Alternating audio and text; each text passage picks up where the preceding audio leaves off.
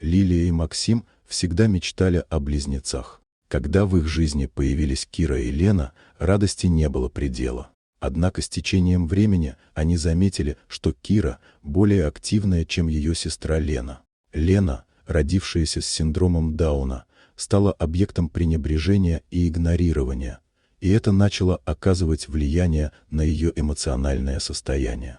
Каждый вечер, когда вся семья собиралась за столом, Кира смеялась и делилась своими впечатлениями, а Лена оставалась на полу, чувствуя себя отвергнутой и одинокой. Она смотрела на сестру, которая наслаждалась горячей едой и свежевыжатым соком, в то время как ей подавали холодную пищу без всяких угощений. Максим, не замечая страданий Лены, иногда отправлял ее есть в комнату, что только усиливало ее боль. Лилия, погруженная в заботы о Кире, порой даже не замечала, как игнорирует Лену. Когда она приглашала Киру на вечеринки, Лена оставалась дома, чувствуя себя еще более одинокой. Она мечтала о том, чтобы ее заметили, чтобы ее любили так же, как и сестру. Однажды, вернувшись с вечеринки, Лилия принесла ужасные новости.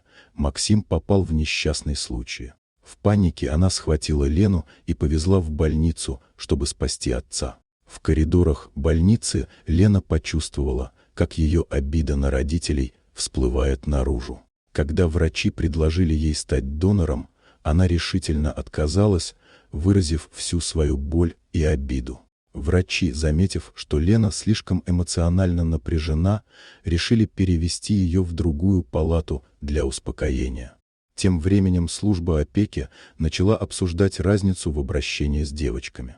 Лена, испытывая глубокую обиду, согласилась на донорство, но при условии, что ее переведут в дом, где ее будут любить. Кира, несмотря на все, настаивала на том, чтобы остаться с сестрой, не желая разлучаться. После операции здоровье Максима стабилизировалось, но эмоциональная стабильность семьи оставалась под вопросом. Процесс лишения девочек опеки стремительно двигался вперед. Лена, спасая жизнь своему отцу, понимала, что это может стать концом ее жизни под их крышей. Максим, несмотря на свою слабость, решил бороться за опеку над детьми. Показания девочек имели решающее значение, особенно Лены и Киры. Лена поделилась своим жизненным опытом безразличия и неравного отношения, открывая глаза всем на свою боль. Кира, в свою очередь, выразила желание быть любимой такой, какая она есть, без условий и ограничений.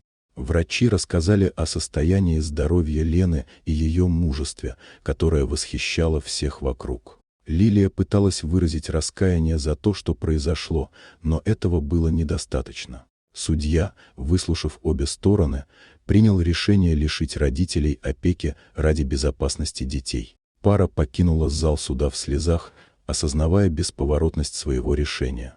Вскоре после этого Лена и Кира были усыновлены любящей парой, которая ценила их уникальность и любила без условий. В новой семье девочки нашли то, о чем мечтали – тепло, заботу и поддержку, которых им так не хватало. Теперь они могли быть самими собой, не боясь, что их отвергнут. Вот такая удивительная история. Дорогие друзья, если вам понравилось видео, поставьте лайк, а также подписывайтесь на канал, где вы найдете еще много интересного.